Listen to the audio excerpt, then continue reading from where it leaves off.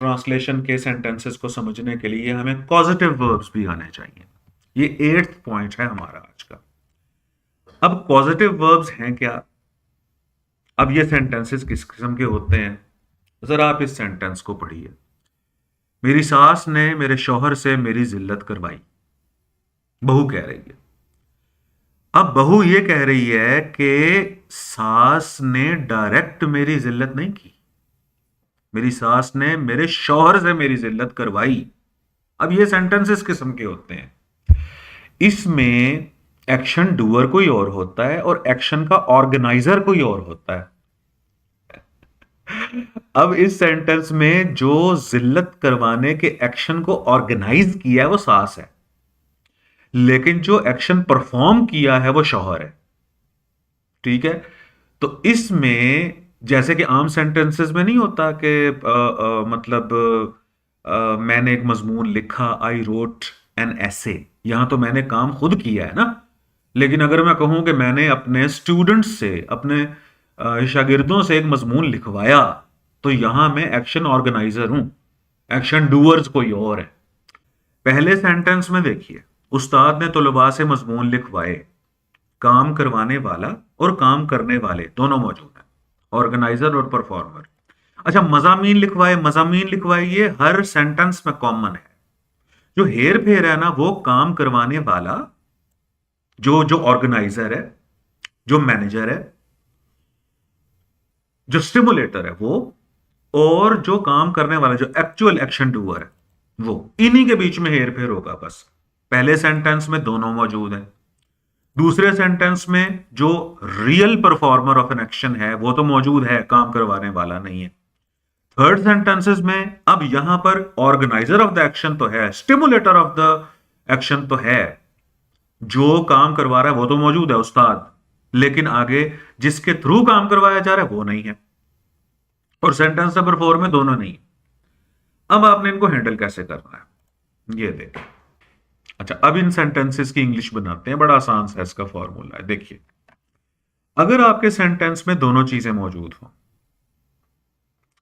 अगर आपके सेंटेंस में दोनों एलिमेंट्स मौजूद हो, यानी स्टिमुलेटर भी हो और स्टिमुलेटेड भी हो, यानी कि ऑर्गेनाइजर भी हो और जो परफॉर्मर है वो भी हो, यानी काम करवाने वाला भी हो और जिससे काम करवाया जा रहा है वो भी हो, तो उस सूरत में आप मेक का इस्तेमाल कीजिए और मेक के बाद वर्ब की फर्स्ट फॉर्म लगाइए हमेशा। टेंस कोई सा भी हो, यहां पर आपने वर्ब की फर्स्ट फॉर्म लगानी है, कोई टू शो का इस्तेमाल नहीं करना। तो the teacher made the students to write essays गलत हो जाएगा। ठीक है। टेंस बदलना है, इधर बदलिए, प्रेजेंट में ले जाइए। The teacher makes the students write essays. Continuous में ले जाइए, the teacher is making the students write essays. तो ये हो गया हमारा पहला उसूल। और उसूल क्या है कि जब आपका आपके पॉजिटिव सेंटेंस में जो काम करवाने वाला है और जो असल में काम करने वाला है, यानी जो ऑर्गेनाइजर ऑफ एन एक्शन है और जो डूअर ऑफ एन एक्शन है, दोनों मौजूद हैं अगर, तो आप मेक यूज कीजिए और उसके बाद वर्ब की फर्स्ट फॉर्म। ये हो गई एक बात।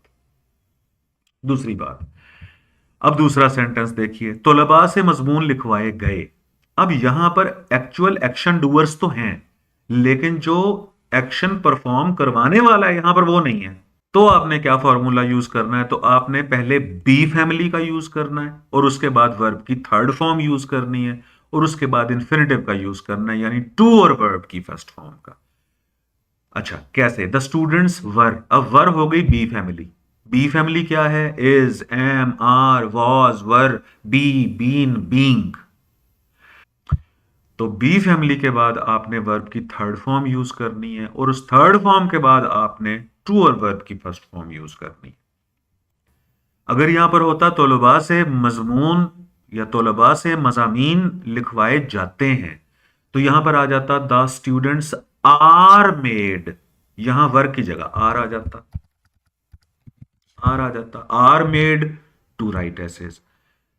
अच्छा, अगर यहां पर यूं सेंटेंस होता कि तलबा से मजमून लिखवाए जा रहे हैं, तो यहां पर आ जाता the students are being made. तीसरा उसूल है उस्ताद ने मज़ामीन लिखवाए। अब यहां पर अब जो स्टिमुलेटर है वो तो मौजूद है, यानी जो काम करवाने वाला है वो मौजूद है, और जिसने काम डायरेक्टली किया वो मौजूद नहीं है, तो फिर आप गेट का यूज कीजिए। The teacher got the essays written. अब ये क्योंकि पास्ट था ना, तो यहां पर मैंने गॉट लगा दिया और उसके बाद आगे थर्ड फॉर्म आ गई, the teacher got the essays written. अगर हो कि उस्ताद रोज मजामीन लिखवाता है, तो फिर हो जाता यहां पर के the teacher gets the essays written, और आगे एवरीडे आ जाता या डेली आ जाता। ठीक है, तो जब स्टिमुलेटर मौजूद हो, काम करने वाला मौजूद हो, और जिससे काम करवाया जा रहा है वो मौजूद ना हो, तो आप गेट और वर्ब की थर्ड फॉर्म यूज किया कीजिए। और अगर दोनों ही मौजूद ना हो, अब सेंटेंस नंबर 4 देखें, मजामीन लिखवाए गए, ना यहां पर स्टिमुलेटर है ना यहां पर स्टिमुलेटेड है, ना यहां पर काम करने वाला है और ना वो है जिससे काम करवाया जा रहा है। अब इसके फॉर्मूला को देखते हैं। पॉइंट नंबर 1, अगर काम करवाने वाला और जो काम करने वाला है दोनों मौजूद हों, तो आप लोगों ने मेक और वर्ब की फर्स्ट फॉर्म लगानी है। मेक और वर्ब की फर्स्ट फॉर्म। अच्छा, मेक का मेड बना दो, आर मेकिंग बना दो, इज मेकिंग बना दो, हैव मेड बना दो, जो मर्जी बनाओ, आनी उसके बाद वर्ब की फर्स्ट फॉर्म। अब आप ये देखिए कि दूसरे सेंटेंस में स्टिमुलेटर नहीं है, जो काम करने वाला वो मौजूद है, तलबा से मजमून लिखवाए गए। तो इस सूरत में हम क्या करेंगे कि बी फैमिली लगाएंगे और बी फैमिली के बाद मेड लगाएंगे।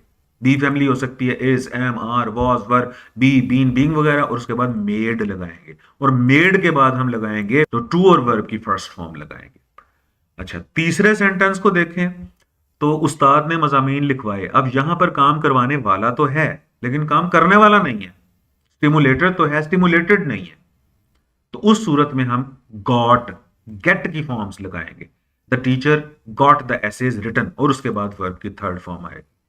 मजामीन लिखवाए गए, अब यहां पर दोनों ही मौजूद नहीं है, ना स्टिमुलेटर और ना ही स्टिमुलेटेड। इस सूरत में हम पहले बी फैमिली देंगे और फिर गॉट लगाएंगे और फिर वर्ब की थर्ड फॉर्म लगाएंगे। ठीक है, इसका हम एक और सेंटेंस स्ट्रक्चर बना के देख लेते हैं।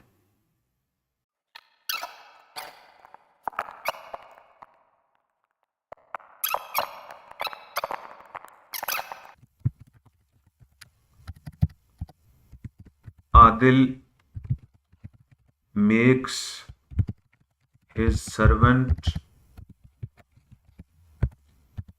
polish the shoes। अब देखें, यहां मेक्स आया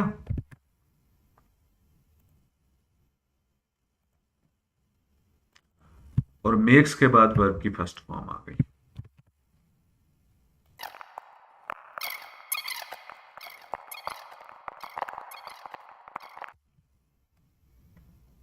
आदिल से जूते पॉलिश करवाए जाते हैं, इसको मैं कर देता हूं ब्लैक कलर का। अब बनाते हैं इसकी इंग्लिश।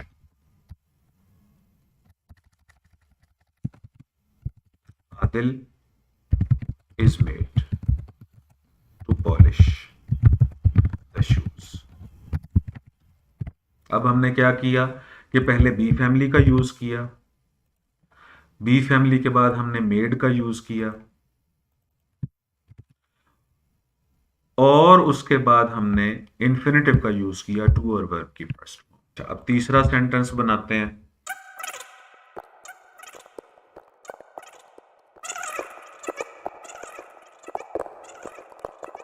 तो आदिल रोज जूते पॉलिश करवाता है, वैसे इंग्लिश बना लेते हैं।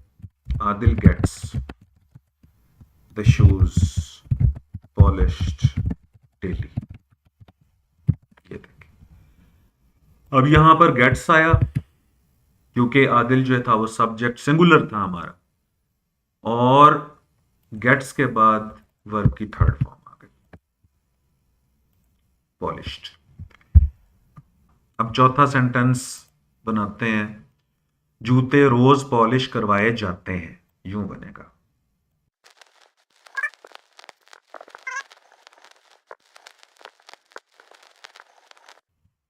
जूते रोजाना पॉलिश करवाए जाते हैं। अब इसकी इंग्लिश बनाते हैं।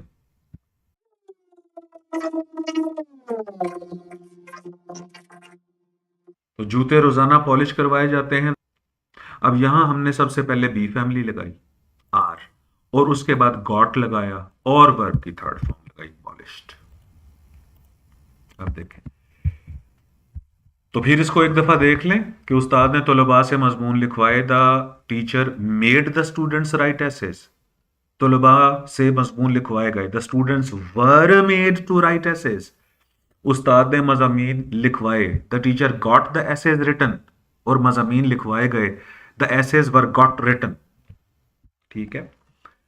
इसी तरीके से आदिल अपने मुलाजिम से जूते पॉलिश करवाता है। अब दोनों मौजूद है यहां पर, स्टिमुलेटर भी स्टिमुलेटेड भी, यानी ऑर्गेनाइजर ऑफ एन एक्शन भी, और जो एजेंट है वो भी, और जो वर्कर है वो भी, जो एक्शन डूअर है वो भी, दोनों मौजूद हैं। तो आदिल मेक्स, अब प्रेजेंट था तो मेक्स हो गया, यहां makes his servant polish, polish का पॉलिश ही रहेगा। अच्छा, आदिल से जूते पॉलिश करवाए जाते हैं, आदिल इज मेड। अब यहां पहले be family I, is, am, are, was, were वगैरह, और उसके बाद मेड आया, फिर उसके बाद इन्फिनिटिव आया, टू मेक। अच्छा, आदिल रोज जूते पॉलिश करवाता है, आदिल गेट्स। अब यहां पर गेट्स इसलिए आया कि यहां आदिल सिंगुलर था, गेट्स द शूज पॉलिश्ड, तो गेट के बाद वर्ब की थर्ड फॉर्म आ गई। अच्छा, अब दोनों ही मौजूद नहीं है अगर, यानी ना काम करवाने वाला और ना काम करने वाला, दोनों मौजूद नहीं है। जूते रोजाना पॉलिश करवाए जाते हैं, कौन करवा रहा है, किससे करवा रहा है जूते पॉलिश, ये नहीं पता, तो फिर हम पहले बी फैमिली यूज करेंगे, इज, एम, आर वगैरह, उसके बाद गॉट, और उसके बाद वर्ब की थर्ड फॉर्म। ठीक है जी।